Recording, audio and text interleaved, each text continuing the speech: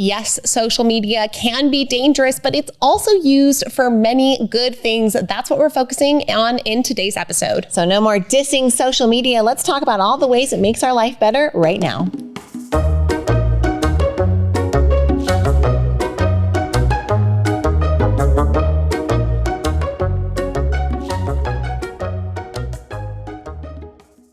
One of our proudest business accomplishments is what we've been able to do with Squeeze In franchising.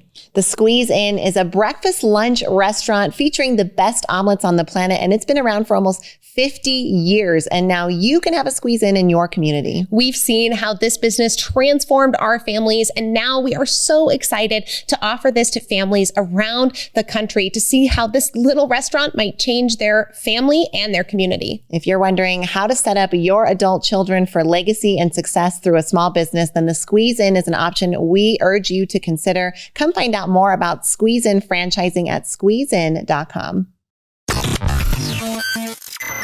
You're enjoying this episode on Angel Phoenix Productions Podcast Network. To explore a complete lineup of quality programs and media production services, head on over to angelphoenix.com or like our Facebook page at facebook.com/Angel Phoenix Productions.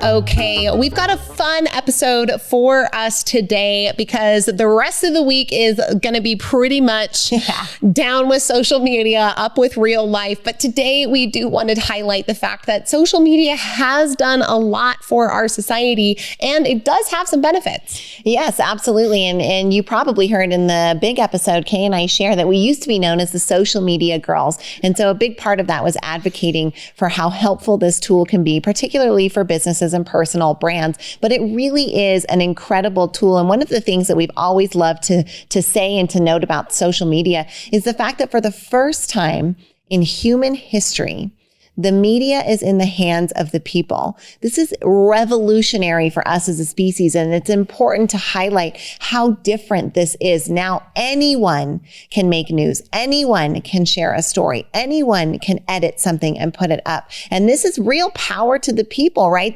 This ability to equip anyone with the ability to post something, to share something, to say something has completely revolutionized how we share information and access information.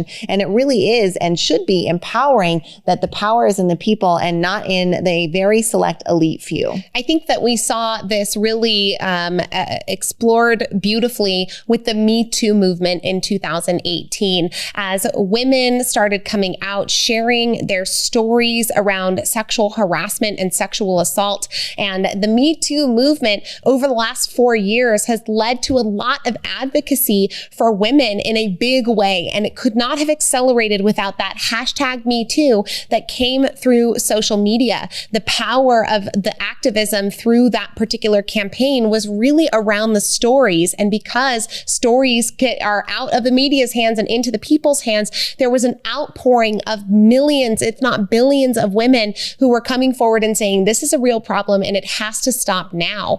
Now we see people using social media to take down people who are engaging in sexual harassment or assault in a big way. And it's changed the narrative and put the power into, I think, a lot of women's hands. Yeah, we saw the same thing happen with George Floyd, right? Reigniting the Black Lives Movement and being able to bring that media and the power into the hands of the people and not allowing a dominant ideology filter, to get a little bit social science on you there, to strain out the messages that we're seeing. And when we get it unfiltered like that, and it's still filtered in algorithm and all of those things, but unfiltered from the perspective of the people, it allows us to have sometimes a more real picture of what's happening, especially for those who are being oppressed or suffering discrimination. Now, one thing that is positive with social media is that it allows us to stay connected with family and friends worldwide or across the country.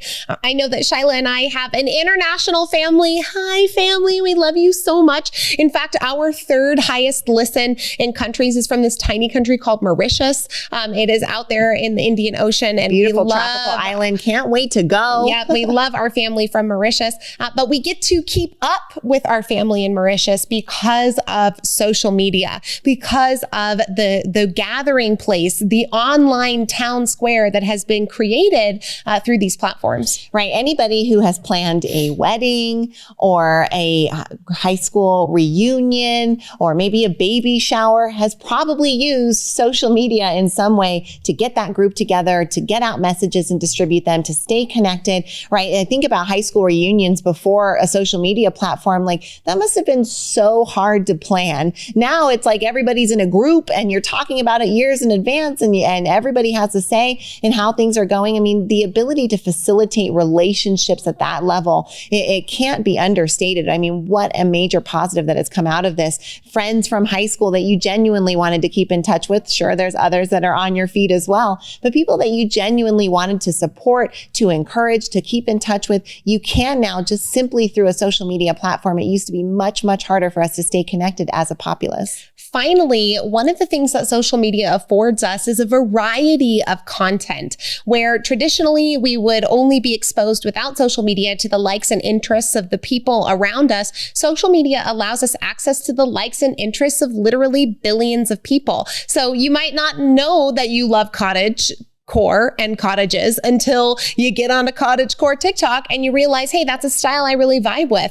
You have an opportunity to learn about new hobbies, about new interests, about the career paths that people are taking, and decide if that's something that you want for you. The world has never had this type of access to variety, and we as human beings can use it to our advantage if we use it responsibly. We're going to talk about responsible usage in the coming episodes. We hope you're enjoying the Social Media Detox Week here on The Kay and Shai Show.